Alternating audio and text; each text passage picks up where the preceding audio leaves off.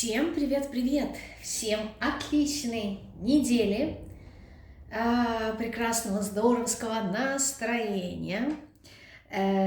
Значит, как сработал у меня ретроградный Меркурий? У меня полетел телефон.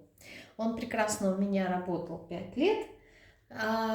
И вот на ретроградном Меркурии не вынесла душа поэта, и я вынуждена была пойти купить новый телефон себе, потому что, как бы ни прискорбно было мне говорить, почему прискорбно, потому что в наше время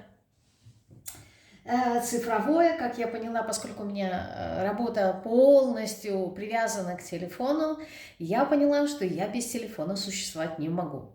И когда, значит, когда покупаете новый гаджет, да, понимаете, что там вкладываете, делаете свои настройки, изменяете заводские и так далее.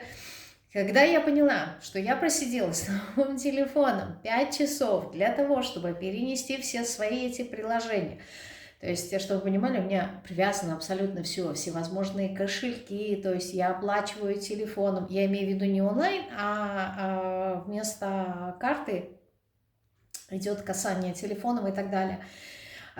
Все мои инструменты, все мои документы, все мои папки, фотографии, все настройки, Telegram, YouTube, абсолютно все. И когда я поняла, что, боже, без телефона я ничто, тогда ты осознаешь, какое время мы живем, да, что, в принципе, я была без телефона несколько часов, даже не день, а несколько часов.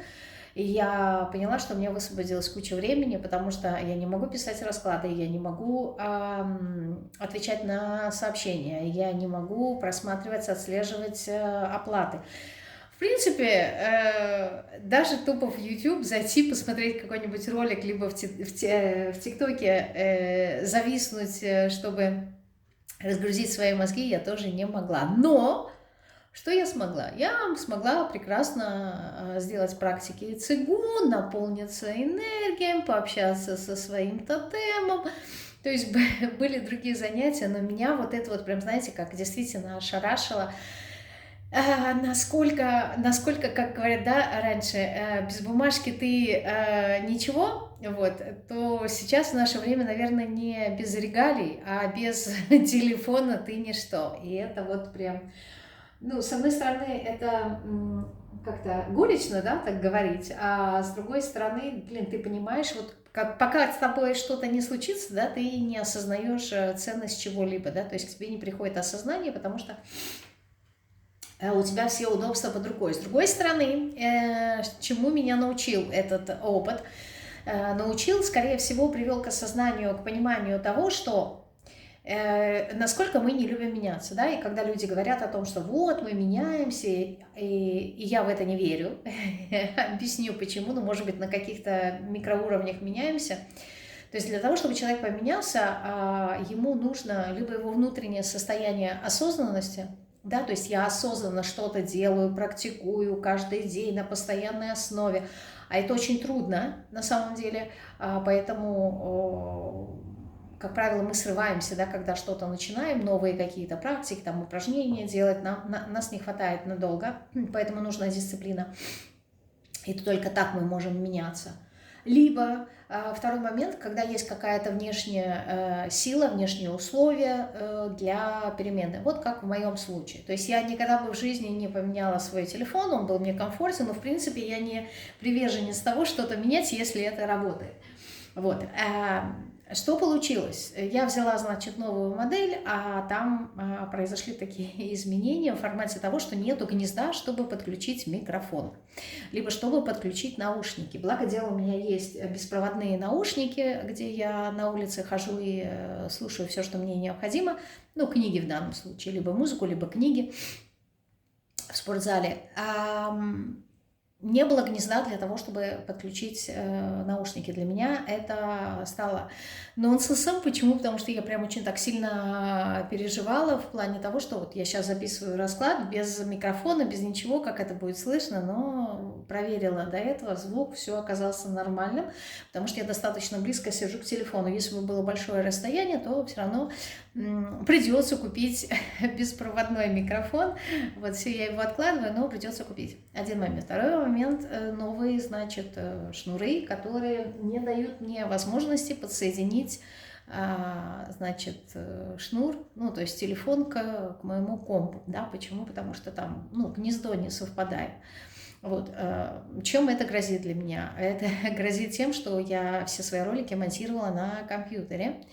А поскольку я теперь не могу перенести на компьютер напрямую через провод, мне надо, значит, искать какие-то другие способы, либо научиться монтировать на телефоне. А это значит скачивать дополнительную программу, ее изучать и делать. Это как сказать, это не сложно, да, если этому уделить время. Вообще, в принципе, ничего в жизни сложного, мне кажется, не бывает, если этому уделить время и разобраться в этом. Но я это все к чему говорю? К тому, что это новые действия, которые нужно совершать, и мы им сопротивляемся. Ну, в данном случае я себе говорю, да, и мы сопротивляемся. Так вот, если только, купив новый телефон, да, с новыми какими-то изменениями, идут такие сопротивления, представьте, в жизни, когда есть что-то, например, посмотрели расклад и увидели что-то в себе, что вам не понравилось, и вы поняли, что вам это нужно изменить. Ваша жизнь – это не телефон, он за один раз, либо там за 3, за 4, за 5 часов не изменится. Это нужно делать на постоянной основе и осознанно. И исходя из этого, вывод, какой я сделала, то, что я сказала в самом начале урока, насколько люди очень сложно меняются. Опять же, для того, чтобы измениться, меняемся только, когда присутствует осознанность, желание, либо когда сама жизнь вынуждает. Ну, вот такое бывает не всегда и не на постоянной основе. Вот, это к тому, это я для себя, да, все говорю, что быть более снисходительной к людям, потому что я очень требовательна, я вообще требовательна к себе. У меня есть большие, так скажем, большая такая планка в контексте характера, к чему я стремлюсь, что я развиваюсь, и я очень требовательна к себе, и поэтому, исходя из этого опыта, я очень требовательна к людям. И когда я вижу, что, допустим, я делаю какие-то расклады, люди приходят очень часто, да, то есть есть постоянные клиенты, и я вижу, что, нету изменений, да, во-первых, это видно в поле в энергетическом, без карт, то есть я ощущаю, что не изменились энергии, да, допустим, прошло полгода, человек не поменялся, а у него есть ожидание того, что вдруг что-то новое войдет в мою жизнь, и ты стараешься донести человеку, что ничего не войдет, если ты не приложишь к этому усилий. И бывает так, что человек говорит, как же, я же вот что-то делаю, я меняюсь. Велика вероятность, что то, что человек делает, то есть я не исключаю это, но если он делает, то это очень маленький какой-то процент, либо что-то делает просто не так.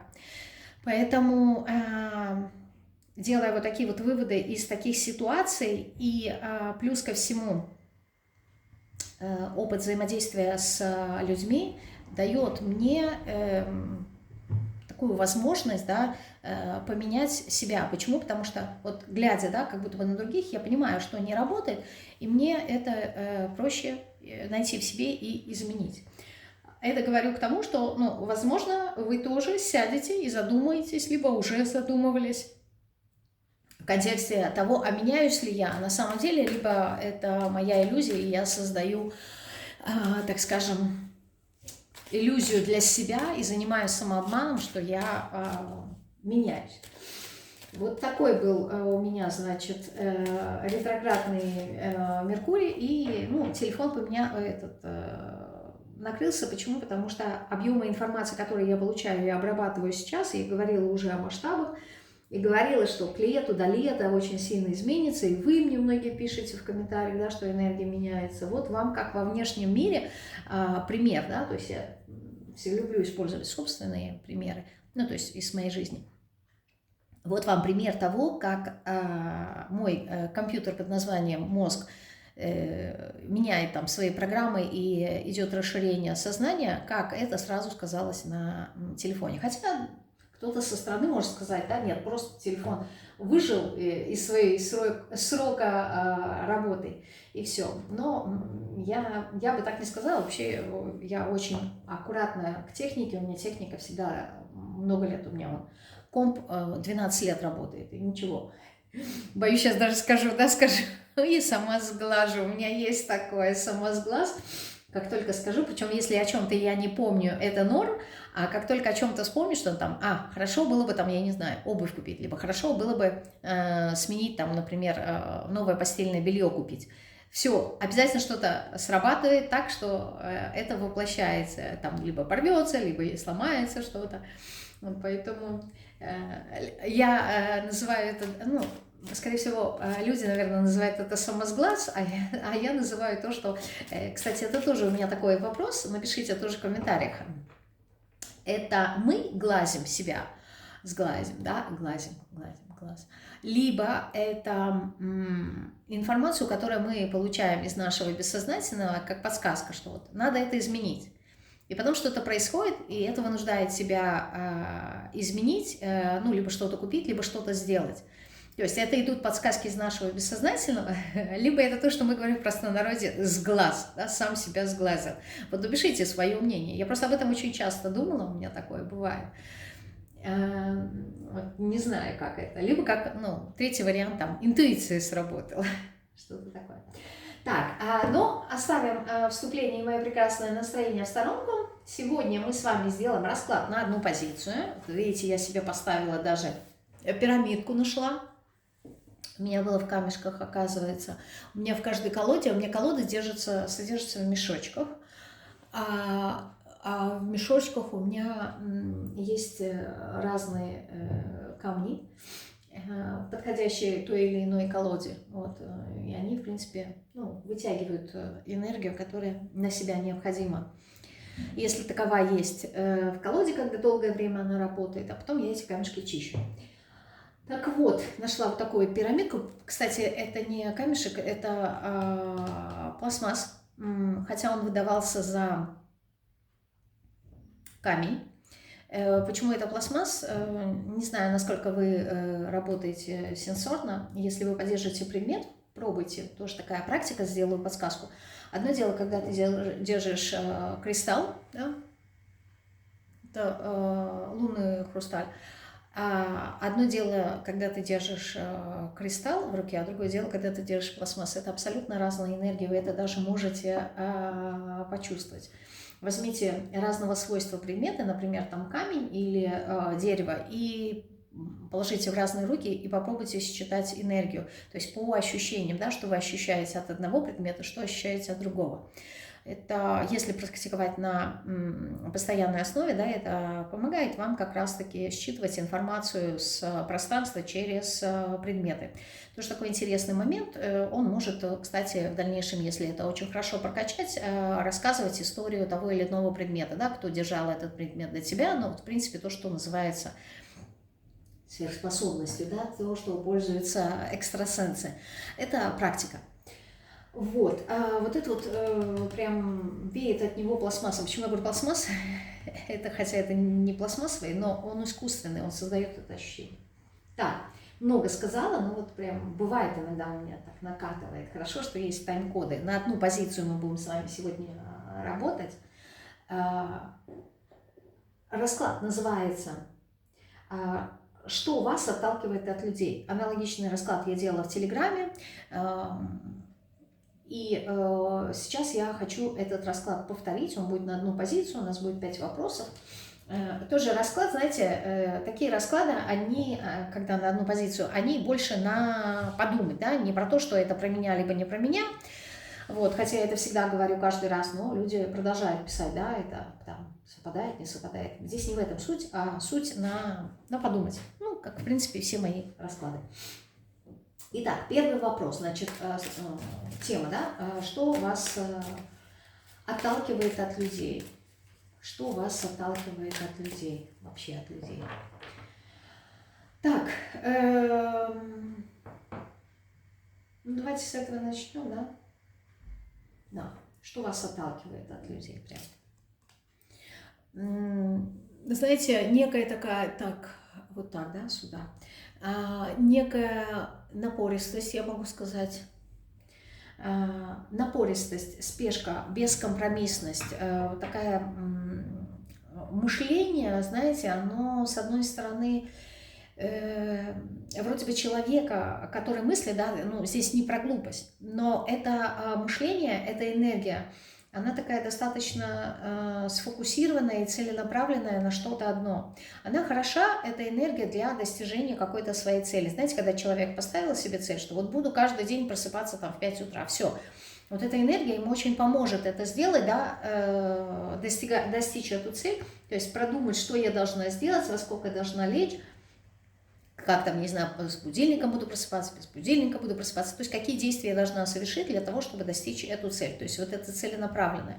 Но с другой стороны, эта энергия, она достаточно зашоренная, да, то есть человек не видит шире своего какого-то субъективного восприятия мира.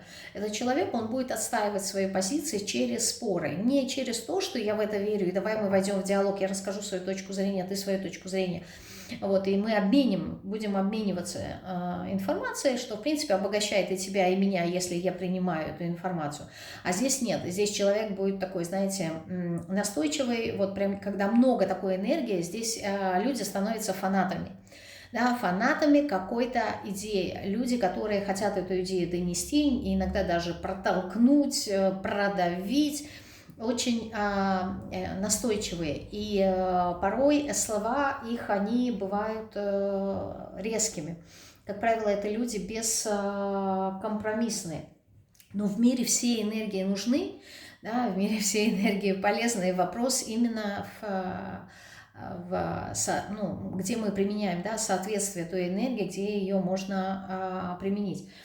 Поэтому люди острые на язык, люди зашоренные в чем-то, да, люди бескомпромиссные, которые продавливают, люди фанатики чего-либо в контексте идей и коммуникации, да, то есть мечи у нас про речевой аппарат, про мыслительные процессы и про речевой аппарат именно в передаче информации, да, то есть здесь не идет общение в контексте, там, я не знаю, выражения чувств, да, а именно в передаче информации, как мы передаем информацию, как мы доносим эту информацию. Во-первых, здесь информация, она очень такая скоростная, она логическая, но вот именно речь, использованная здесь, она правдивая, с одной стороны, да, но именно то, как она преподносится, она бывает очень болезненной. То есть одно дело, когда я вам выскажу свою точку зрения, другое дело, когда я буду настаивать на этом, и плюс ко всему буду заставлять вас поверить в то, что я говорю. Просто потому, что я так решил, просто потому, что я так знаю лучше, что вот именно так. Вот таких людей вы не очень-то любите, вот вас отталкивает эта энергия. Давайте я буду говорить не про людей, а про энергии. Еще какая энергия отталкивает вас от людей? Вот торопышек вообще, да, восьмерка жезлов, это тоже про коммуникацию, про скорость, про развитие. Причем здесь может проскальзывать какие-то хитрости, манипуляции в контексте достижения того, что я хочу. То есть давайте на примере, да, бытовой жизни скажу, что, знаете, когда стоишь, допустим, там, я не знаю, на прием, да, ждешь там врача, либо какие-то документы хочешь сделать, всегда есть вот эти вот люди, я только спросить, да, вот без очереди, вот я только спросить и зависаю там, либо я только вот это и зависаю. Вот это про это, да, то есть люди, которые с одной стороны бескомпромиссные, с другой стороны они какие-то торопышки, у них всегда есть своя какая-то выгода, да, то есть это люди, которые к чему-то стремятся, но стремятся очень быстро, да, то есть, допустим, приходит человек и говорит, я хочу получить какой-то результат, и ты ему говоришь, окей, я тебе дам этот результат, но для этого тебе нужно сделать вот это, вот это. Он спрашивает, сколько времени у меня займет, и ты начинаешь говорить, ну, что в логических, там, я не знаю, нормах, да, 6 месяцев, но в идеале год, но при этом постоянной работы, и это вот прям закрепится, заикарится в твою жизнь, да, и будешь прям, и будет тебе добро, как говорится. Но человек говорит, нет, меня это не устраивает, давай быстро. Но быстро не получается, да, потому что когда мы что-то делаем быстро, мы всегда идем против чего-то, да, потому что в природе есть свои ритмы. В природе есть свои мотивы, да, то есть жизнь – это мелодия. У каждой мелодии есть свой такт, свой ритм, своя волна, именно продолжительности, да, амплитуда своя. Вот когда ты вписываешь что-то свое насильственно, да, свою какую-то амплитуду, свой какой-то ритм, ты входишь в дисгармонию. А если ты входишь в дисгармонию, в диссонанс, ты не получаешь то, что ты хочешь, потому что это насильственное разрушение. Ты вносишь дисгармонию. А там, где есть дисгармония, это никогда не будет позитивным результатом. Даже для тебя, либо для другого человека, для ситуации, неважно. Важно словить вот этот ритм. Вот, такую энергию вы не любите, ну, то есть такую скоростную. Причем, знаете, скоростная, когда она прыгает еще, да, с одной мысли на другую и не доводит до конца. Что еще вас отталкивает от людей? Ну, разрушающая энергия. Знаете, когда человек пришел и разрушил то, что есть. То есть, допустим, вы работаете в каком-то коллективе, сменилось начальство, пришло начальство, стало устанавливать свои правила. Вот это вы как-то не очень-то любите. Ну, одно дело, когда все, не знаю, все в хаосе, приходит новое начальство, и оно, по сути, разрушает вот этот хаос, который был, и структурирует, тогда это понятно.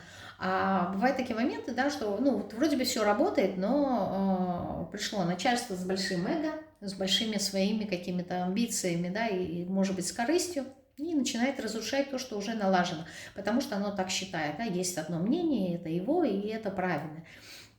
Вот такие моменты вы не любите. Вообще любые разрушения, причем внезапные разрушения, вы не любите. То есть люди, которые привносят что-то, какую-то энергию такую, знаете, марсианскую, насильственную в вашу жизнь. Даже если по башне это, как правило, энергия разрушения, но она очищающая, да, она убирает что-то из вашей жизни, что уже изжило себя и не нужно. Но в любом случае, как я говорила в выступлении, да, с телефоном, новый телефон, ну, в принципе, он лучше, но он разрушил мою устаканившуюся привычку и мой устаканившийся образ жизни и работы с этим телефоном. Мне это не нравится, вот эта энергия. Да, это случилось внезапно, да, я не предполагала, что, допустим, там телефон сломается, надо отложить деньги. Вот, мне пришлось искать способы, да, где найти деньги, чтобы купить этот телефон, каким образом и так далее. То есть совершать какие-то дополнительные действия. И вот эта вот внезапность, она не нравится, даже если она во благо. То есть здесь важно очень учесть. Иногда это бывает во благо. То есть, допустим, человек тебе сказал какую-то правду, открыл тебе глаза на что-то, и тебе это не нравится. Почему? Потому что это больно. Это больно, это неприятно. И с одной стороны, это полбеды, да, когда вот тебе причиняют боль. А с другой стороны, сложность заключается, а что потом? То есть последствия. Окей, пришел человек вам и сказал, ты знаешь, там, вот, твой партнер тебе изменяет. Ну, да, больно, да, неприятно, да, предательство и там куча всяких эмоций, состояний и так далее. Это все понятно. Что потом? Вот потом, вот это вот очень сложно, потому что если, допустим, это семья, что делать, да, наступать себе на горло и продолжать жить с этим человеком не получится, потому что отношения уже разрушены. А с другой стороны, допустим, разрушить их окончательно, да, там, подать на развод, надо думать о том, если нет источника дохода, да, либо дополнительного какого-то источника, где, как я буду жить. Ну, то есть жизнь, она рушится, да, там по-другому уже нужно будет это делать. И вот, как правило, вот это вот потом, вот эти вот последствия, мы их не очень любим. Поэтому здесь вы эту энергию не очень любите, причем внезапную энергию, да, по башне, когда что-то разрушается, и это неконтролируемое и неуправляемое вами. Так, думаю, мы поняли, да, что отталкивает, что вас отталкивает от людей. какие энергии? Ну, в принципе, здесь такие марсианские энергии. Дальше, как вообще вы видите людей вот в вашем окружении? Ну, вы видите достаточно доброжелательно, да, ну, по двойке кубков. То есть ваше расположение к людям, знаете, я бы сказала, даже сбалансировано. Может быть, в некоторой степени для кого-то оно нейтральное. То есть до тех пор, пока человек меня не трогает, ну, неважно, какой это человек, да, то есть неважно, что о нем говорят другие, мне важно самой сформировать какое-то суждение субъективное об этом человеке, либо о людях. И для того, чтобы его сформировать, особенно если это новый человек, если он не вредит мне, то есть если у него нет реакции негативной в мою сторону, то, в принципе, вы людей воспринимаете нейтрально. Как только человек начинает что-то делать в вашу сторону, да, тогда вы начинаете оценивать, это позитивное либо негативное. Само по себе отношение ваше к людям, оно достаточно доброжелательное и сбалансированное, и, исходя из этого, оно нейтральное.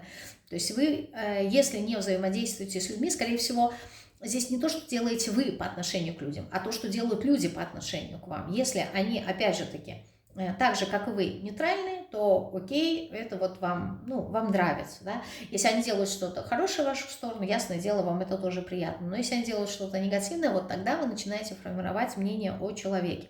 Потому что здесь у меня в энергиях идет такое, что, в принципе, вы держите некую такую дистанцию, если вас спросить, как вы относитесь к людям, когда вы с ними не общаетесь. Вот просто к вам подошел человек и спрашивает, то, безусловно, вы можете сказать, ну, в принципе, нейтрально, в сторону хорошую, да. Не могу сказать, что вот прям люблю, хотя есть очень мало процентов смотрящих этот расклад, которые действительно любят людей. Но, в принципе, у них такое, знаете, нейтрально. То есть давай будем держать дистанцию, либо соблюдать некую такую субординацию, и всем будет добро. Вот. Но как только этого человека спросить через 5 минут, да, если что-то с ним случилось, как ты относишься к людям, то, скорее всего, велика вероятность, он скажет в негативном ключе, что я их не люблю, ненавижу и так далее, и так далее. То есть здесь такой момент. Как еще вы видите людей? Ну, люди приходят, либо, вот я говорю, вот эта вот энергия нейтральная, в принципе, с любовью, да, вы расположены. Здесь, давайте так скажу, зеркально, как вы относитесь к людям? Зеркально я к ним отношусь, как они ко мне, так, в принципе, и я к ним. Но люди в вашей жизни, они такие, знаете, приходящие и уходящие, да, больно оставлять людей, которых любим, но, в принципе, восьмерка кубков говорит о движении, да, то есть мы оставляем то, что мы любим, и мы движемся дальше. Исходя из этого, возможно, у вас есть это суждение, что, ну, человек пришел, человек ушел, да, неприятно, но что поделать. Либо, да, хотелось бы, чтобы он был в моей жизни, но он уходит. То есть такие, знаете, странствующие люди, с одной стороны, вот, а с другой стороны, параллельно, но это, знаете, как, может быть, это относится к категории осознанности, да, если вы это понимаете, либо как некое такое, знаете, другая категория людей, как некий такой защитный механизм, да. Почему? Потому что я привязываюсь к людям, мне очень больно их оставлять, чтобы двигаться дальше, либо они уходят, либо я ухожу. Поэтому я стараюсь не привязываться к людям, но человек здесь осознает, что люди для него имеют какой-то вес, имеют какую-то ценность, какую-то значимость. Еще, как вы видите, людей. Десятка мечей. Ну, что люди либо сами себе причиняют боль, либо, причем своими мыслями, своими суждениями, либо очень часто в вашей жизни причиняли люди вам боль, и здесь вот видите, очень много мечевости, то есть, не знаю, то ли какая-то агрессия идет в ваш адрес, либо вы эту агрессию замечаете, да, то есть она может быть не вас, а вы просто видите. То есть вы видите людей как существ, которые сами себе делают больно своими убеждениями, либо своими какими-то мыслями. Также видите людей, не знаю, либо страдающих, либо мучающихся, но, возможно, на низких вибрациях, потому что десятка мечей – это упадок, это недостаток сил. Может быть, сейчас на данном этапе, да, ну, вы видите, замечаете людей, у которых не хватает энергии. Как еще вы видите людей? Ну и другая категория. Вообще, здесь так скажу. Опять возвращаясь, да, к аркану любви и аркану мира, в большей степени ваше отношение позитивное, но, скорее всего, позитивное отношение тогда, когда люди как-то помогают вам, либо способствуют расширению вашего сознания. То есть одна категория людей, ну, здесь невозможно трактовать однородно, потому что, ну, с одной стороны, много людей, а с другой стороны, энергия здесь разная. Одна категория людей осознанные. Они понимают, что мы все едины, мы все являемся частичками одного, так скажем, разума, да, и каждый выполняет свою роль. То есть здесь есть единство всех со всеми. То есть человек здесь понимает. Но это только та категория людей, которые находятся на очень высоком уровне сознания. И здесь недостаточно только понимать, а это образ жизни. То есть, и велика вероятность, что так думают люди, которые на данном этапе каким-то образом находятся в отшельничестве. Да, то ли это их выбор пути в одиночку идти, то ли вынужденная какая-то ситуация. Но это не говорит о том, что человек одинок, поэтому так думает. Нет. То есть здесь выбор уединения, он осознанный. Есть другая категория людей, которые считают, что люди вообще конченые, и дальше много бип-бип-бип и все такое. Почему? Потому что десятка мечей, аркан мира, то есть конец завершения, да, что они прям вот совсем конченые, и дальше разные прилагательные идут. То есть лучше с ними не связываться, да, и это велика вероятность, та категория людей, которые очень много натерпелось всего в жизни именно от взаимодействия людей. И, как правило, вот эта категория людей, вы где-то посередине между начинающими душами и, так скажем, те, которые достигли среднего уровня развития, ну, то есть не совсем продвинутые, а вот где-то на этом этапе. Почему? Потому что здесь уроков очень много в вашей жизни, поэтому и трудностей очень много для души, и поэтому вот такое отношение и такое восприятие людей. Еще, как вы видите людей? Ну да, четверка кубков. В принципе, я говорю, может быть, сейчас какой-то такой этап, да, и вокруг вас находятся те люди, которые не готовы двигаться в новое, да, идти в новое, не готовы что-то сделать, устали, без ресурсов. Люди, которые чаще всего сидят в каком-то своем болотце, либо в каком-то эмоциональном таком настроении, да, когда я ничего не хочу делать, как выгоревшие, да, люди, либо немножко в апатическом таком состоянии. Ну и также есть здесь вот опять, у кого-то это, как сказать, обоснованное, а у кого-то нет. Вот у кого обоснованное, это переходный этап, да, эти люди так долго сидеть не будут, они все равно перейдут на другой уровень, они выйдут из этого состояния. А у кого не обоснованное, да, то это люди, которые, у которых будет очень много трудностей в жизни. Почему? Потому что это люди, которые не понимают себя, и чтобы понять себя, да, найти себя, как говорится, они вынуждены будут сталкиваться с очень многими трудностями, сложностями. И у этих людей очень ярко выражено вот это эго, да, я все попробовала, я уже... Не то чтобы я все знаю, а я много чего попробовал, и ничего не работает. Все, а если ничего не работает, из того, что я попробовал, значит, нету и варианта, что это будет, что это вообще работает. Да? Знаете, как люди, которые как будто бы сдались, но причем сдались окончательно.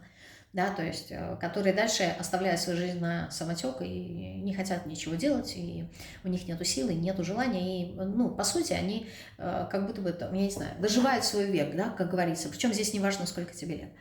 Вот. Здесь какие-то такие люди в вашем окружении. И очень маленький процент,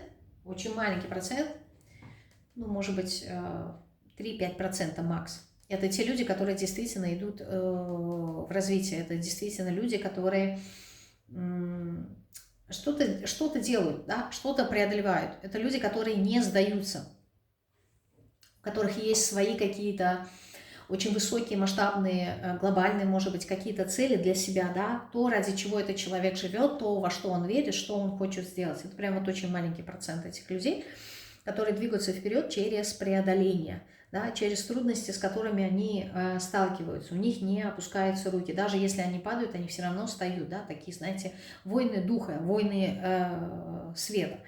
Вот. Остальные, опять-таки, падают, но, возможно, на какой-то определенный период, да, опять-таки скажу, пока все циклично, да, пока не придет вот этот вот ритм, человек не словит необходимую волну для того, чтобы двигаться дальше. Либо сдается, и потом все. То есть, знаете как, я боролся, потом у меня больше нету сил, и я принимаю решение, что пошло оно все лесом, да, и я буду жить так вот, как живут все, да, и этот человек, знаете, как в сказке про двух лягушек, да, одна лягушка взбивала своими ногами молоко, которое превратилось в масло, и вылезла из кувшина и спаслась, а другая сдалась и ушла на дно. Вот здесь примерно вот так вот вы видите людей. То есть либо ты лягушка, которая барахтаешься, тем самым ногами забиваешь молоко, получается масло, и ты спасешься так или иначе, да, как вознаграждение за твои потуги. А другая говорит, ну, а зачем, а толку, а смысла, да, и сдается. Вот здесь вопрос в этом. Причем и та, и другая категория людей, они зеркалят вас, это ваше состояние. То есть в каких-то моментах вы действительно сдаетесь, возможно, очень рано, а в каких-то моментах вы достаточно целеустремленные и напористые. Помните, да, рыцарь мечей? Это ваша энергия в некоторой степени. Я все равно пойду, я никому не буду слушать, да, никого не буду слушать, я сам знаю, как правильно, как нужно, я иду к этой цели. И в каких-то моментах это приводит вас к аркану мира, да, это приводит вас к расширению сознания и получению, достижению того, что вы хотите, а в каких-то моментах это приводит вас к башне, к разрушению. Так, смотрим дальше. Почему вы не любите людей, да, вот. Что отталкивает, это мы посмотрели. Что вы видите в людях, тоже посмотрели. Да. Почему вы не любите людей? Рыцарь кубков. Потому что у вас очень много каких-то обид на людей, очень много накопленных, даже не столь обид, а очень много накопленной какой-то вот подавленной энергии. То есть есть очень много мыслей, когда, знаете, особенно если человек многое в жизни пережил, и когда его спрашиваешь, а вот если сделать перепросмотр твоей жизни, да, что ты помнишь, человек, как правило, начинает вспоминать очень яркие такие воспоминания, и они болезненные. Вот, и он, акцентируя внимание на том, как люди поступили с ним, да, то есть реакция людей по отношению к этому человеку, да, будет вспоминать очень много, и у него из каждой ситуации будет копиться что-то. Здесь меня предали, здесь меня обманули, здесь со мной поступили несправедливо, здесь меня любили, да, но ждали от меня какую-то выгоду, да, либо еще что-то, либо здесь я хотела это высказать, но не могла, потому что меня воспитали очень правильно, и я не могу сказать свою точку зрения. Здесь мне не дали проявить инициативу, потому что у каждого там опять-таки свое будет это, потому что... И вот эти вот мысли, да, по рыцарю кубков, они очень много в голове крутятся.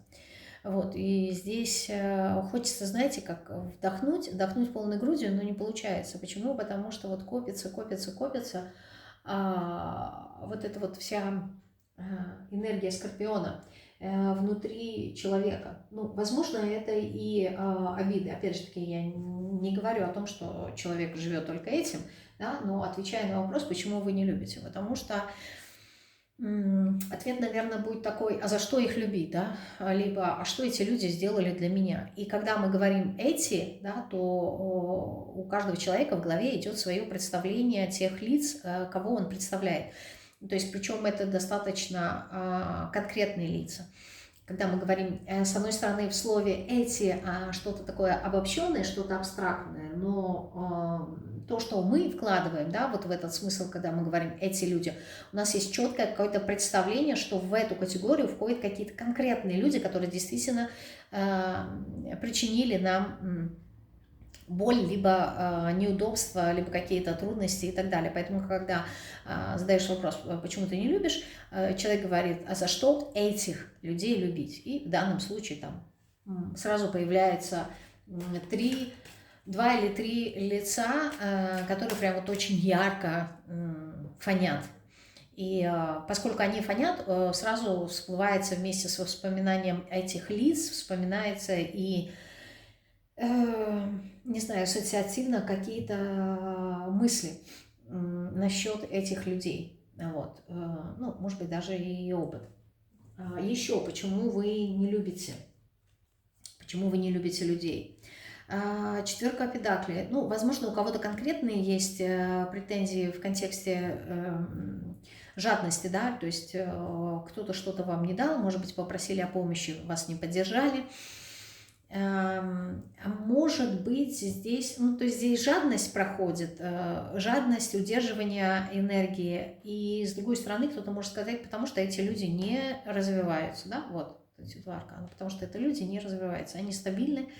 Это люди жадные, кто-то может сказать, что они не щедрые, либо они не добрые, либо они не открытые.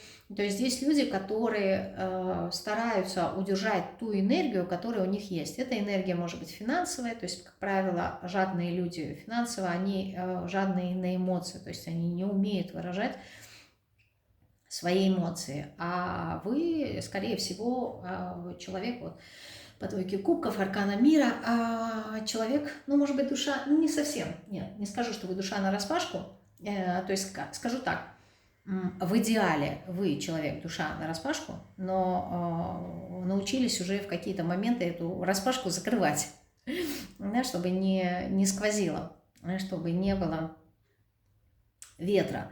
Вот, поэтому не любите за то, что люди не развиваются, за то, что люди стабильны, за то, что люди, может быть, где-то медлительные, может быть, зажаты в чем-то. Может быть, люди бездуховные, которым, ну, неинтересно развитие, вот, а вам это важно. Но опять же таки, видите, я сказала в самом начале, да, здесь контингент душ, который находится на разном этапе своего развития. Кто-то только на начинающем, поэтому сталкивается с большими граблями в своей жизни, да, трудностями, и поэтому реагирует, да? А есть, то есть есть две категории людей. Люди, которые живут в согласии со своими реакциями, то есть появилась мысль, появилась эмоция, и человек на нее среагировал. И делает он это неконтролируемо, то есть неосознанно. Да? Мне наступили на ногу, я закричала, там, послала, наорала, все, вот она реакция, да? Вот она эмоция. А есть другая категория людей, которые осознанные, да, которые не живут именно вот этими реакциями. Они понимают, что я не есть, это реакция. Да, но это вот опять же такие единицы, люди, у которых очень много осознанности. Причем осознанности не в контексте «я понимаю», а в контексте «я так живу». Это вот большая разница, потому что понимать мы все понимаем, но в нужный момент почему-то забываем. А это показатель того, что мы не сделали эту информацию, да, своим опытом, не сделали своим образом жизни. Вот, поэтому здесь на разном уровне люди находятся. Кто-то находится вот в начальном, на этапе, где я только реагирую. А есть люди, которые действительно, ну, как минимум стараются, да, что-то менять в этом направлении. И поэтому те, которые стараются менять, они не понимают, те, которые живут на эмоциях, хотя это их прошлый опыт. Вот. А если понимают, то они стараются как-то вот отстраняться, да, держать некую такую дистанцию. И есть люди, которые не понимают, почему к ним держат какую-то дистанцию, и почему им вообще никто ничего не помогает, и почему им никто ничего не должен. То есть что за дела, да, почему такое происходит. Так, а еще почему вы не любите? Почему вы не любите? Ну, потому что вы осознаете, опять-таки, это для той категории людей, для осознанных, которые понимают, что жизнь, она состоит из нескольких составляющих компонентов, да, где-то нужно быть более как-то, не знаю, принимающим, спокойным. Вот здесь это большая категория людей, да, тогда я говорила про меньше, теперь я говорю большая категория людей, которые относятся к такой, скажем, классификации людей, которые говорят: оставьте меня в покое, вот просто не трогайте меня, да. Аркан умеренности – это всегда про такое спокойное, взвешенное, сбалансированное взаимодействие с другими людьми. Как правило, это люди тактичные, это люди мягкие, понимающие. Вот эти вот люди, они живут в ритме, да, они живут в ритме с природой, они находятся в гармонии, они размеренно никуда не торопятся, они понимают, да, что трансформация так или иначе идет, правда, идет очень медленно, люди меняются очень медленно, и исходя из этого они находятся в принятии. Может быть, каких-то людей. Ну, у меня такое ощущение, что вот больше, опять-таки, да, всплывает отшельник, да, молчаливый. То есть я промолчу, но промолчу не потому, что я... Такое слово некрасивое почему-то мне идет в потоке, да, я схавал. Ну, как-то так некрасиво. Ладно, скажу по-другому. Ну, просто в потоке так пришло. Люди, которые, ну, все поглощают, да, принимают. А это люди просто понимающие, поэтому реагируют на других людей, знаете, как это, мочка тявкает, а слон идет. Вот. Но это не в том, что это позиция, что у меня есть превосходство над другими людьми, а просто скорее большее понимание того, как устроен мир и существование человека в этом мире, да, то есть его роли и задачи здесь вот с этой позиции. Вот, то есть вы не любите, потому что вам нравится спокойствие, а люди в вашу жизнь, они вот приносят башню, да, то есть заметьте, вы спокойные воды, а люди это не просто волна какая-то, да, а это булыжники, которые упали в речку и создали кучу вот неразберихи, хаоса и все такое. То есть это вот прям совсем абсолютная крайность. Также вы не любите людей за их чрезмерную эмоциональность. Почему? Потому что это ваш путь, потому что кто-то из вас уже прошел большую часть этого пути и сбалансировал, да, вот, ну, нашел золотую середину того, как управлять своими эмоциями. А для кого-то это является уроком, да, уметь понимать свои эмоции, уметь понимать свои реакции. И когда люди что-то своим поведением вызывают в вас эти реакции, вас это очень сильно драконит. Ну, то есть и вы считаете, что это человек вас вывел из себя, а не то, что вы еще находитесь в процессе обучения и, видимо, не дошли до того состояния, когда можете не реагировать на слова либо на действия других людей, да, то есть вы еще в процессе находитесь, поэтому я сказала в пути. Поэтому вы не любите людей, которые приносят какую-то суматоху, сумятицу, может быть, суету в вашу жизнь, то есть какую-то активность. Вот вам больше комфортнее, когда вы спокойны, аркан умеренности, двойка кубков, когда вы находитесь вот в гармонии, когда все хорошо. Даже если человек, например, пришел с вами поговорить, и если он разговаривает спокойно, тихо, понятно, никуда не торопится, это хорошо. А когда человек прибегает и говорит: давай быстро, вот, там, не знаю, быстро одевайся, либо вот что-то сделай, давай побежали. Вот вы вот это вот не понимаете, и вам это не нравится, потому что это выбивает вас из вашего ритма. Оно не гармонично, поэтому такая реакция. И вы видите, что в вашем пространстве, да, вот здесь вот я говорила ранее, что есть эти люди, которые непонятно куда бегут, непонятно какие у них цели. То есть вы не понимаете их скорости. Зачем? Вот для чего? Да, вот это вот все. Для чего тебе столько много информации? Для чего тебе ездить там, я не знаю, в разные места? То есть здесь какая-то полярность просто идет. И поэтому вы не любите этих людей, с одной стороны, что они вносят какие-то перемены в вашу жизнь, да, какие-то коррективы, корректировки. А с другой стороны, вы сами еще находитесь в этом процессе, и поэтому вам некомфортно, когда кто-то так привносит шумы в вашу тишину, да, и потому что вы не умеете быстро перестраиваться, вы еще находитесь в этом процессе. когда вы переключаетесь с тишины на движение. Вам нужно больше времени на раскачку. Поэтому вы не любите людей. Вообще вы не любите людей, которые не живут в золотой середине. Вот. Но опять же таки, потому что здесь еще не достигнут вот этот вот уровень 5%, который я говорила, которые ко всему относятся в принятии. Не потому что так сказали умные люди, а потому что это их образ жизни. Потому что они понимают, что все, что есть, это, поскольку живешь, да, в физическом плане, это имеет место быть, и у этого есть какие-то свои причины. Велика вероятность, что я просто не знаю этих причин. Но это не значит, что то, что происходит, это неуместно, да, то есть все уместно, все имеет какие-то смыслы. Вопрос в том, что я этих смыслов еще не понимаю, либо не знаю. Вот, поэтому здесь тоже, кстати, человек находится в процессе обучения, но он, возможно, от той категории, что я говорила в самом начале, до пика, может быть чуть выше пика, но еще не до конечной цели дошел. Так,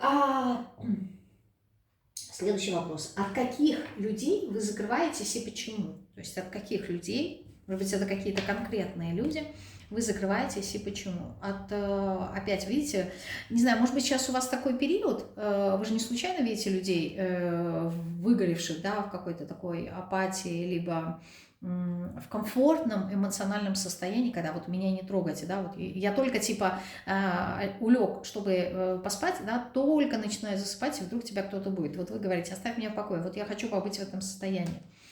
Поэтому от каких людей вы закрываетесь? От очень амбициозных, от людей, у которых есть много желания, от людей активных, от людей импульсивных, от людей, я бы сказала так, скорости.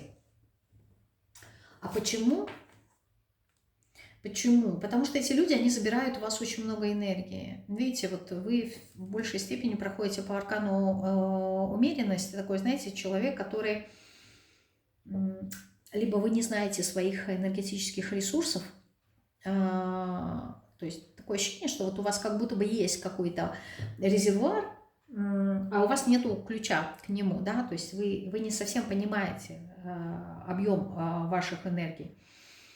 Либо здесь человек привык работать как-то на внешних энергиях, а не на своих, ну то есть пропускать через себя какие-то внешние дополнительные энергии, а своими не пользуется, и поэтому здесь идет как-то утрата сил. Вот, поэтому вот для вас важно научиться управлять эмоциями, да, потому что вы понимаете, что эти эмоции, вот это вот, побежали, быстро, быстро, вот это надо, вот это хочу, да, здесь включились, вот этот огонь, он начинает подогревать вашу воду. Когда вода подогрета, она начинает бурлить, и вы вот это вот бурление, вы его не любите, да, почему? Потому что, вы не знаете, как с этим справляться, да, вы не знаете, как с этим быть, почему? Потому что вот это вот бурление воды, оно приводило вас к каким-то не очень хорошим результатам, да, то есть на эмоциях пошла, что-то купила, потом пожалела, пошла, отдала последние деньги, а потом весь месяц голодаю, да, то есть вот что-то на эмоциях было сделано, о чем вы потом сожалели, но здесь...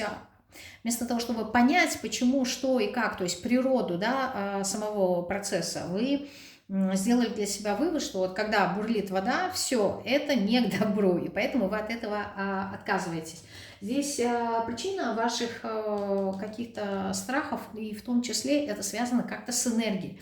То ли вы пообщаетесь с такими людьми, а потом чувствуете себя как-то опустошенным. Это как человек, который болел, у которого была там температура 3 дня, и он идет на поправку, и приходит к нему в гости кто-то его навестить, и человек такой, знаете, очень яркий, огненный, вот мы туда ходили, и это, начинает рассказывать, и рассказывает очень эмоционально, очень ярко, очень долго, потом, когда он уходит, там где-то через час, через полтора, этот больной, который находится как раз в состоянии только выздоровления, да, он так выдыхает, говорит, боже, наконец-таки он ушел, то что-то мне еще хуже стало, чем то, как было до того, как этот человек пришел, да, потому что вот такое ощущение, что человек пришел и не принес вам свою энергию, а как будто бы забрал, да, либо, не знаю, бывают такие моменты, когда смотришь, допустим, наблюдаешь, да, за кем-то, к примеру, в спорте, да, смотришь какие-то игры,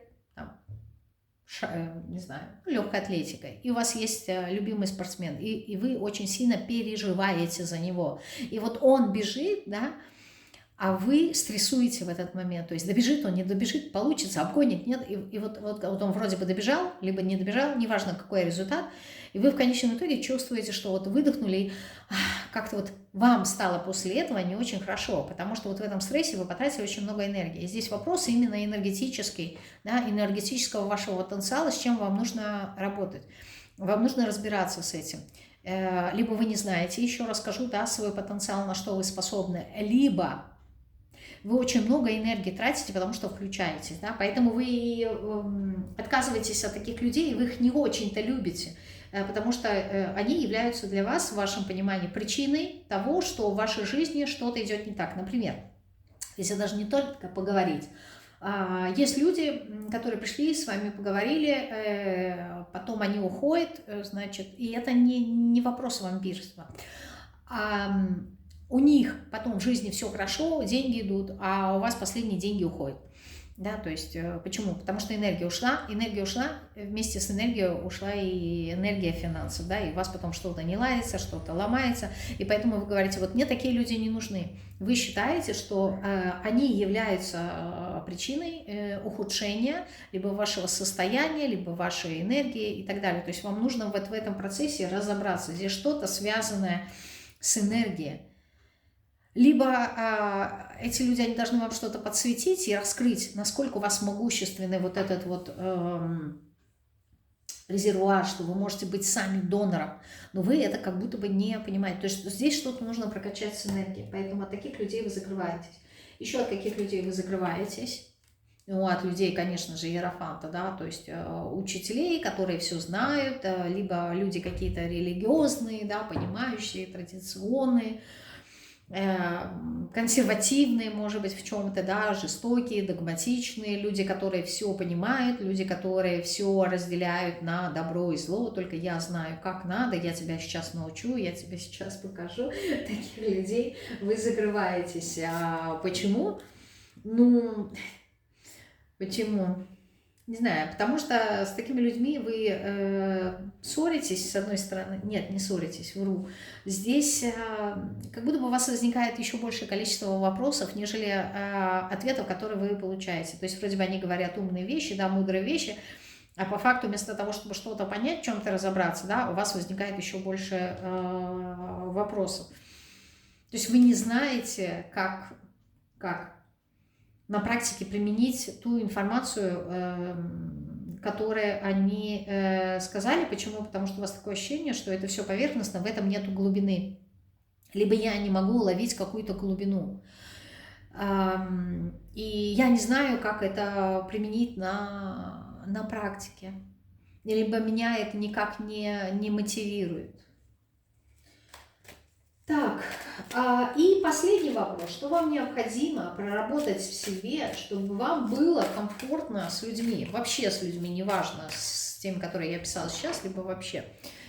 Так, смотрим. Что вам необходимо проработать в себе, чтобы вам было комфортно с людьми? Вот он император, да, то есть вопрос собственных границ, если вы научитесь выстраивать эти границы, да. Вопрос каких-то норм, установок, правил. О чем это? О том, что, возможно, вот я говорю, башня входит в вашу жизнь, она приносит некий такой хаос. Вот вроде бы вы и людей как-то принимаете, и принятие на уровне понимания, оно у вас есть, то есть на уровне информации. Но как это все применить на практике, вам не всегда понятно. То есть вы привыкли, чтобы все было структурно, чтобы все было системно. У вас очень много каких-то вот, не знаю, свод каких-то правил, да, что вам нужно сделать. Поэтому вы и не любите иерофанта. Свод каких-то правил. Вот как нужно, как не нужно. И вот эти вот все установки, именно правил, да, ну, это связано с воспитанием, норм, может быть, каких-то социальных, там, менталитета и так далее, и так далее. Вот это вот все, оно мешает вам жить свободно так, как вы хотите.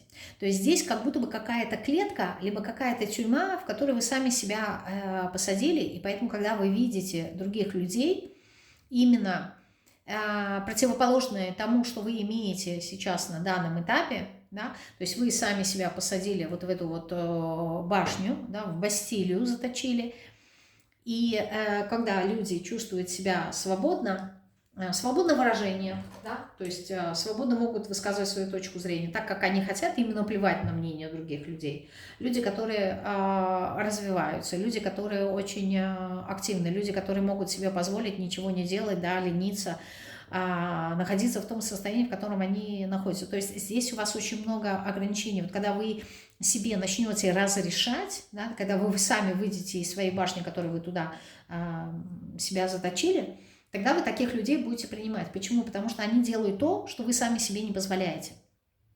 Они делают то, что вы себе не разрешаете. Да? То есть если, допустим, человек может как-то нахамить, нагрубить, а вы, ваше воспитание, вот, император и иерофант, вы такое не можете позволить. Человек может опоздать, ну, ему наплевать, либо прийти пораньше. А вы, допустим, там заняты каким-то делом. Вы не можете оставить это дело, да, и встретить этого человека. Он вызывает у вас поэтому хаос, он разрушает ваш порядок. То есть и вас это может драконить, злить, потому что у вас есть какая-то своя система, устаканившаяся порядка, да, свода правил, как нужно, что нужно делать. И когда человек не делает, он не вписывается вот в вашу вот эту вот программу, вас это очень сильно раздражает. И чтобы вам было комфортно с такими людьми, вы должны смотреть на них, что они себе это позволяют, а я нет. Почему? Да? То есть нужно ли мне что-то изменить в этом контексте? Если нужно, меняйте. Если нет, окей, но вы принимаете другого человека, что ну окей, есть и такие люди. И я их не принимаю, потому что они противоположность мне. А поскольку они противоположны, они отталкиваются, да? То есть идет отторжение. Я не хочу их принять. Еще что необходимо проработать в себе – вопросы справедливости. Здесь у вас очень много вопросов, претензий. Но это вот очень пересекается с императором, да, с каким-то недовольством. То есть почему я должен быть законопослушным, а другой может себе разрешить не быть таким. Либо почему я должна думать о причинно-следственных связях, а другой человек не думает, и ему наплевать. И нам кажется, что вот он живет хорошо. Плюс ко всему к себе. Здесь очень много требований к себе. И заметьте, вот эти вот все требования, да, это то, что вы видите, вот эту вот десятку мечей. Каждое требование – это убеждение, это вот этот вот меч, который вводит вас в башню. И здесь получается, что эти требования к себе, они вас сдерживают. Вот она, решетка, да, ну, как в тюрьме. И для поддержания каждого вот этого убеждения, свода правил, вам необходима сила, вам необходима энергия. То есть вам необходимо направлять свою энергию на то, что да, мир несправедлив, к примеру, да, к примеру, мир несправедлив, все, я в это верю, а если я в это верю, я туда направляю свою энергию. И мозг воссоздает в реальности такую ситуацию, да, которая воспроизводится. То есть вы направили этот прожектор, свою энергию, свое убеждение на мир, а мир вам воссоздает эту картинку, что мир несправедливый. И вы говорите, вот, окей, да, я же говорила. И для того, чтобы поддержать вот эту вот голограмму под названием «Мир несправедливый», вы туда вливаете энергию, ну, то есть фокус внимания. Вы в это верите, вы туда направляете энергию. У вас очень много вот таких вот голограмм.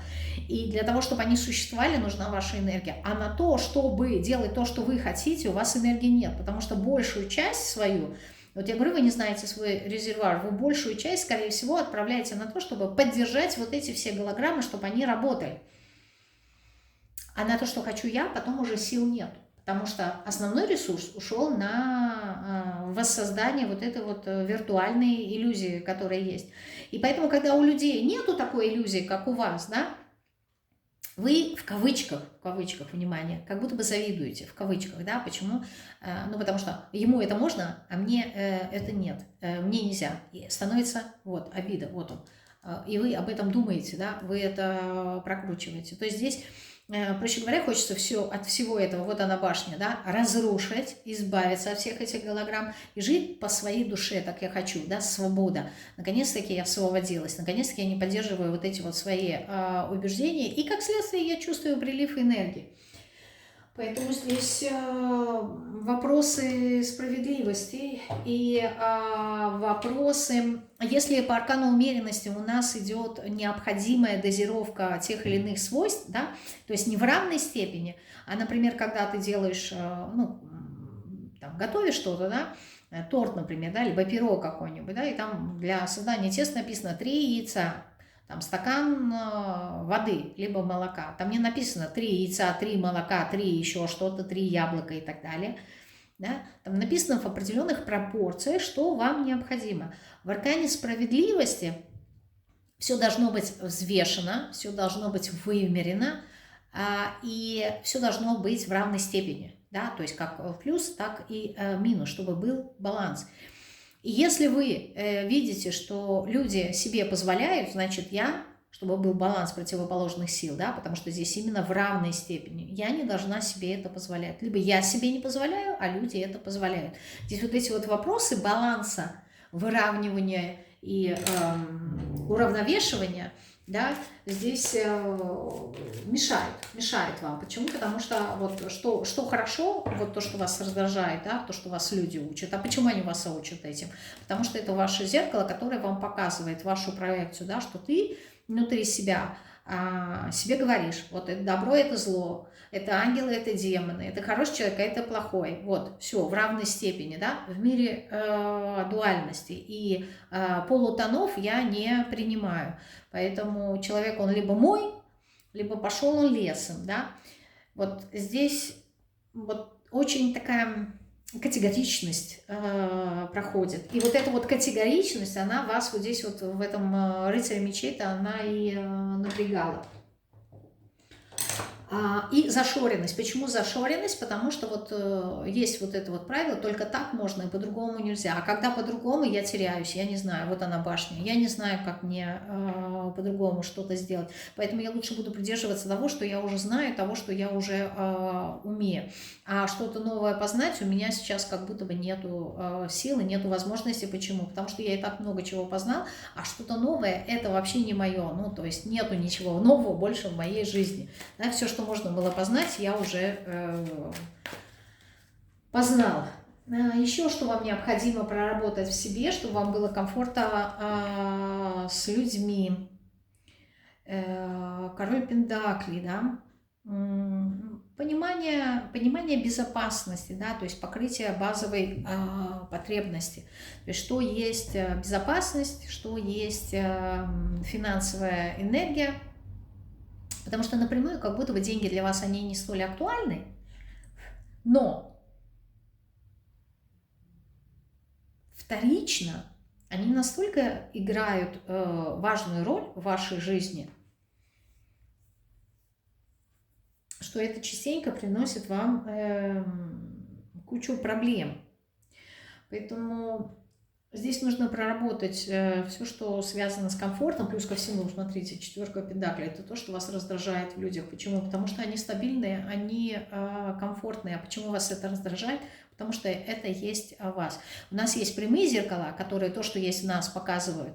А есть кривые зеркала, которые показывают противоположное того, что у нас есть. Вот здесь в данном случае прямое зеркало, да, то есть у вас есть вот эта стабильность, и в ней не хватает гибкости, в ней не хватает эластичности, как это, лавирования, да, то, что есть у аркана колесницы. То есть вам не хватает вот этого вот движения воды, вам не хватает воды, мягкости, эластичности.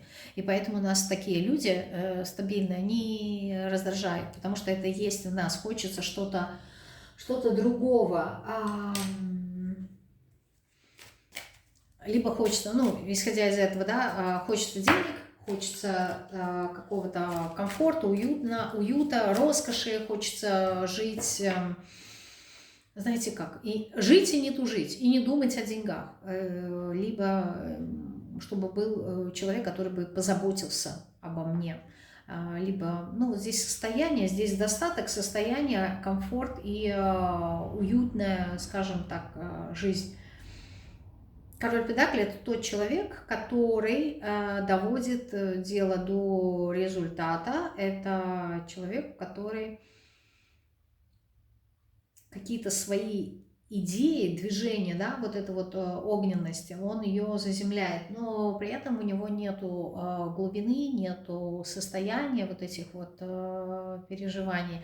А оно вам и не нужно. Почему? Не то чтобы не нужно. У вас есть по аркану умеренности то, от чего вы, в принципе, отказываетесь, да, вот от этих эмоций, потому что либо вам сложно их как-то уравновесить, справляться со своими эмоциональными качелями, с одной стороны. С другой стороны, когда это есть в вас, и вы этим не управляете, это приносит вам кучу проблем. Поэтому здесь недостаток воды. Вот что-то надо с эмоциями, в общем, здесь проработать, чтобы вам было комфортно, чтобы вас не цепляли реакции других людей. Здесь вот две крайности. Либо люди здесь полностью отказываются от эмоций. Вот я не хочу, мне это не нужно. Ну, потому что я не понимаю эту природу водную. Либо наоборот, я настолько эмоциональный, что мне сложно как-то стабилизироваться. Меня вот бросает от одного состояния в другое. Вот опять-таки, да, вот эта вот полярность. Здесь не просто дуальность, а здесь именно полярность, противоположность. Здесь нету полутонов. Либо вы не умеете выражать свои эмоции, либо их очень много, либо не умеете выражать. Поэтому, чтобы быть комфортным, вот вам это тоже нужно проработать, эмоциональный аспект. И последний аркан, ну вот вопрос выбора, да.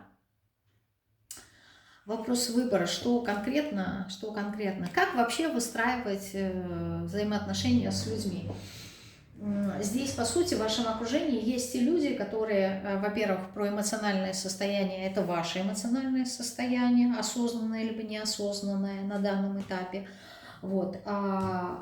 Поэтому что вам необходимо проработать? Понимание вообще, как с людьми выстраивать взаимоотношения, потому что я не совсем понимаю людей. У меня, я неоднократно говорила, да, здесь вот про отшельничество чувствуется. Почему это отшельничество? Потому что я не знаю, как в этом мире люди живут. Здесь вот как будто бы, знаете, какой-то вопрос адаптации именно в контексте социума, коммуникации. Он не настроен. Вы либо все отдаете, либо ничего. То есть здесь какие-то крайности, поэтому понимание, а как вообще по-новому выстроить взаимоотношения с людьми по тройке пентаклей, да, как я могу, имея свой характер, да, имея свою какую-то социальную роль, взаимодействовать с другими людьми, при этом не теряя себя. То есть здесь либо вы растворяетесь в других людях, да, либо наоборот, держите, как говорится, маску, да, расстояние какой-то дистанции, и я не совсем понимаю, как мне и себя не потерять. Вот здесь почему? Здесь очень такой сильный ум у человека, да, император, прям такой, причем он тоже контролирует эмоции, просто потому что он знает, насколько он чувствительный, и насколько он восприимчивый, но вот это вот как будто бы тоже как защитный механизм, да, я от этих эмоций отказываюсь, потому что когда есть эмоции, я теряю свой рассудок. Вот здесь, опять же, вот понимание, нужен вот этот вот баланс между рациональным и иррациональным, а для этого вам нужно понять, как работает одно, как работает другое, и в большей степени вообще во всем этом быть в позиции наблюдателя, то есть наблюдать за собой, наблюдать. Затем, даже когда вот вы на что-то реагируете, когда вы эмоциональны, не включаться в этот процесс, а быть наблюдателем себя, проживающего этот процесс. Тогда вы будете понимать, что в большей степени это все некое такое, знаете, как, не знаю, наносное, извне принесенное. Это не есть вы. То есть здесь нужно человеку выработать позицию наблюдателя за собой, когда он взаимодействует с другими людьми. Что он делает? Вот это, вот, скорее всего, урок такой осознанности для многих из нас. Я себя тоже туда, в эту роль вписываю. А для кого-то это, ну, то есть сейчас, да, обучаться проживать, а для другой категории это вот, так скажем, высокий такой пилотаж, пик, к чему человек, допустим, должен прийти, а кто-то уже находится вот сейчас в этом процессе и варится в этом, вот, и обучается этому. Вот такой расклад был сегодня. Пишите свои комментарии, свою обратную связь, мне будет интересно почитать. Я хочу поблагодарить вас за ваши комментарии, за лайки, то, что я всегда говорю, за то, что вы остаетесь со мной. Хочу пожелать вам такой, знаете, весенней, легкой недели, наполненной праздниками. Почему-то мне пошло шашлыками, не знаю, может, кто-то на пикник собирается, да? Чтобы все было легко, свободно и было очень много движухи. То, что вы, в принципе, не очень-то и любите. Вот, но в любом случае, вот, чтобы было очень много-много вот такой, знаете, активности позитивной, но при этом легкой, да, чтобы она не грузила, чтобы она вас не опустошала. А мы с вами встретимся в среду. Всего вам самого наилучшего. Напомню, что у меня в услугах есть личные консультации, ответ на один вопрос. Кому интересно, пишите свои заявки, да, то есть не только полноценная консультация на полчаса либо на час, но есть и такой, знаете, блиц-вариант ответа на один вопрос, короткий ответ на один вопрос. А я с вами прощаюсь, всего вам самого наилучшего. Те, кто имеет мой дневник раскладов, данный расклад стоит под номером 121. Вот. Можете зайти в дневник раскладов и посмотреть под номером 121 вопросы сегодняшнего расклада. А я прощаюсь с вами всеми. Всем пока-пока.